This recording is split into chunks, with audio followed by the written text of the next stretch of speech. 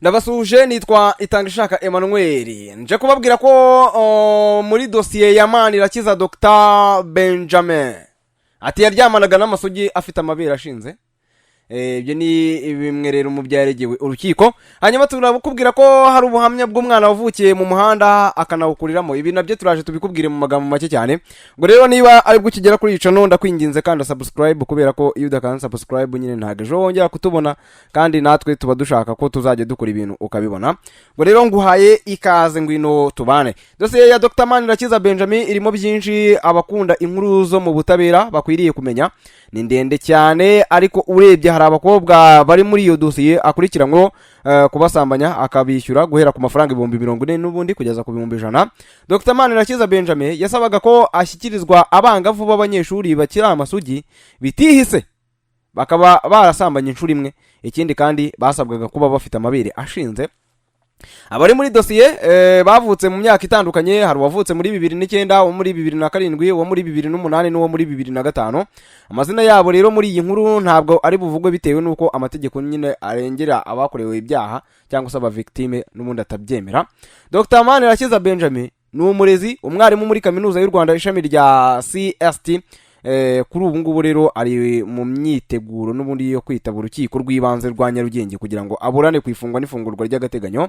Ntabwo rero bizwi neza niba yarashatse abamwunganira, ariko igihe ari cyo dosiye ye yamaze kuregerwa urukiko, bityo rero hakaba n'ubundi hasigaye kuba yahabwa itariki akitaba iburana.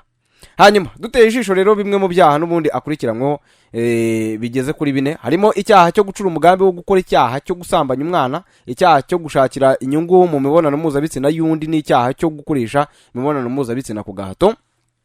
Libu rero yafunze uyu nguyu umwarimu wo muri kaminuza Dr Manirakiza Benjamin w'imyaka 41 y'amavuko.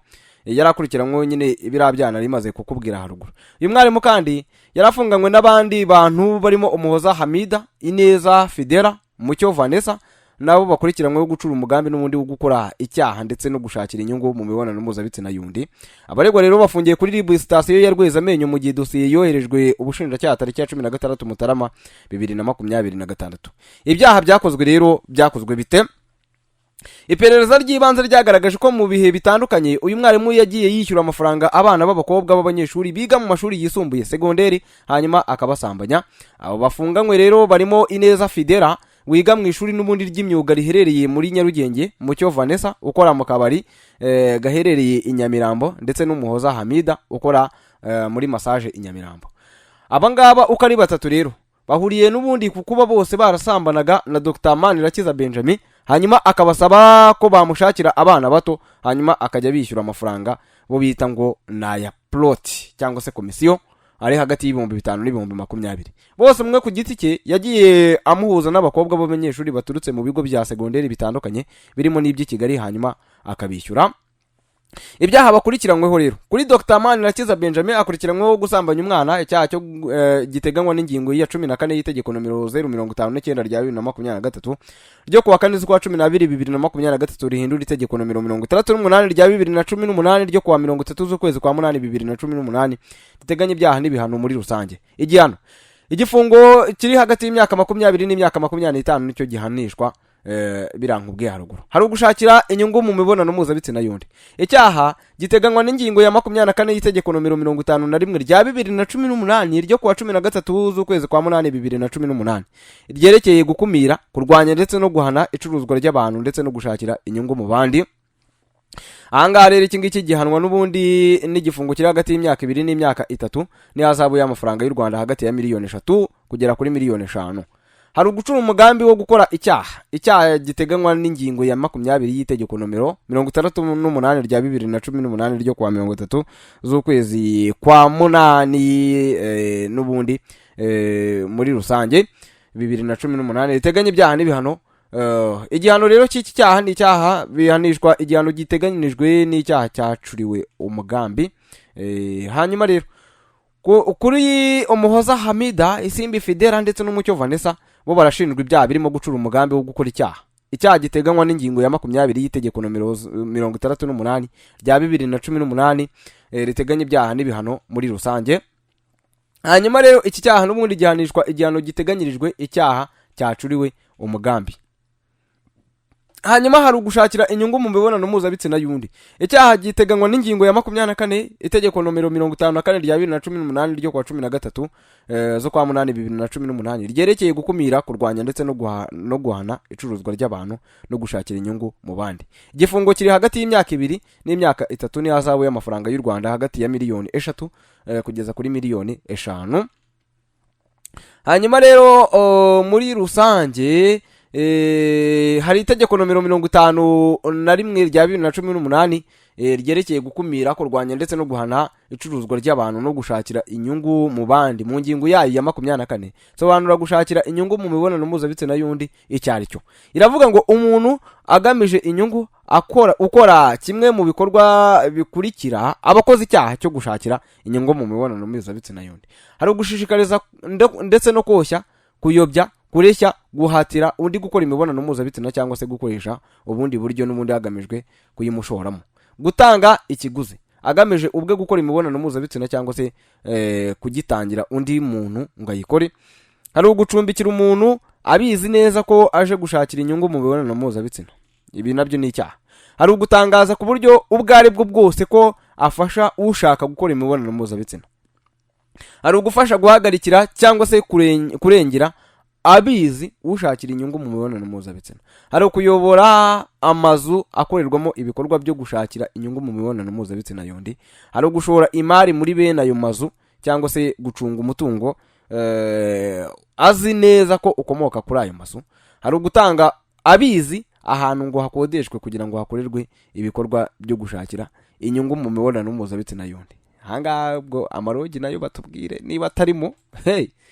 Hanyuma rero muri rusange akimara gutabwa muri yombi uyu Manirakiza hari ubutumwa RIB yatanze. Aravuga ati hari ibintu byateye mu rubyiruko cyangwa se n'abandi bantu bafite imyitwarire idahwitse byitwa ngo ne passe cyangwa se ngo prote, bishatse kuvuga guhererekanya cyangwa se gusunikira umuntu ku wundi. Mu kurwanya ibyaha rero, iyo ibyo byitwa passe cyangwa se gutanga prote bikozwe n'umuntu mukuru abikora ku mwana, ni ukuvuga uwohereza umwana ku muntu mukuru ngo basambane, ashobora kuba kuvamo ibyaha bikurikira. Hari gucura umugambi wo gukora icyaha, kuba icyitso ku cyaha cyo gusambanya umwana. Hari ugushakira inyungu mu mibonano mpuzabitsina y'undi.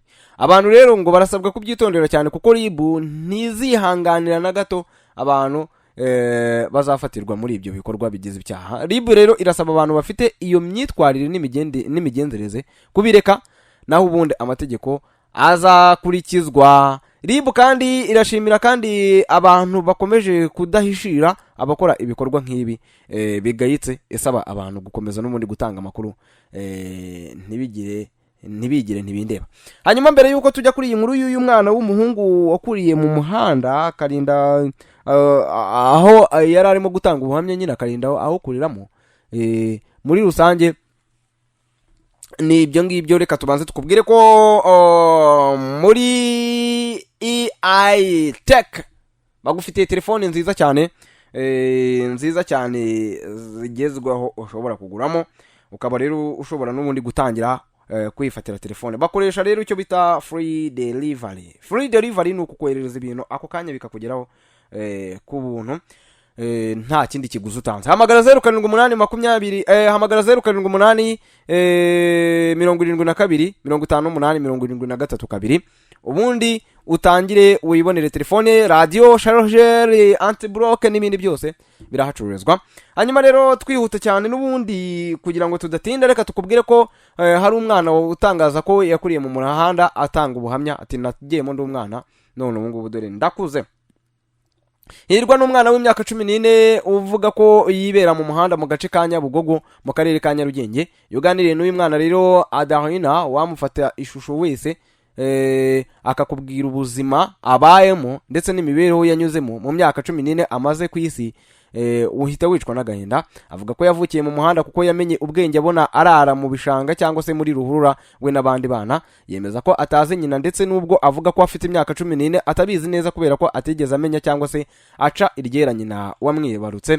Yaravuze ati mama ntawe nzi, nakuze nisanga mu muhanda mbona ngendana n'abandi bana uku utubonye kumbaza rero mama cyangwa se papa ubumuhoteye ubundi nge nitwa byarambabaje. Avuga ko rero ngo bagenzi be bajya bamubwira ko nyina yamubyariye mu gishanga ndetse ari bo bamwise izina rya Hirwa. Aravuga ati nyine bagenzi banjye bambwira ko mama yambyariye mu gishanga hariya kwa Mirimo, barantora bakajya bangendana, sinzi imyaka yanjye ariko bavuga ko ngana n'uriya mwana kandi afite imyaka 14. Yemeza ko rero ngo atunzwe n'ibiryo biba byasigaye muri restaurant zitandukanye ziherereye i Nyabugogo. Ati iyo nshonje njya hariya mu mashyirahamwe bakampa imisige abakire basize nkayirya, niyo nagiye gusyaga. Yongeyeho ko rero ngo kuva yavuka atari yarara mu nzu na rimwe, ndetse akunda kunywa ikiyobyabwenge nka kore kugira ngo yiyibagize ubuzima abayemo. Ati niyo ndyamye ndara ku bibaraza hari ku mashyirahamwe cyangwa se muri gare, hari hose ndaharara. Inzu se waba waravukiye mu muhanda ukararamo gute? Ati waba waravukiye mu muhanda ukararamo gute? Gusa nubwo uyu mwana yanyuze mu buzima bushaririye, avuga ko abonye abagira neza bamufasha yava mu muhanda muri rusange. Ubwo rero ni ibyo ngibyo, reka dusoze gutya. Nge nitwa Itangishaka Emmanuel, reka nkubwire ngo kanda subscribe. I&H Tech no hano wonyine ushobora kugurira telefone ukaba wizeye neza ko yujuje ubuziranenge, banagufasha no kuzikora neza cyane. Hamagara 0788 72 58 73 ubundi tugukorere telefone, cyane cyane uherereye hano ikagugu. Ibintu biba byoroshye cyane, tuyikugezaho n'ibice bihegereye byose tubikugezaho. Reka nkwifurize ibihe byiza rero no gukomeza kuryoherwa n'ubuzima.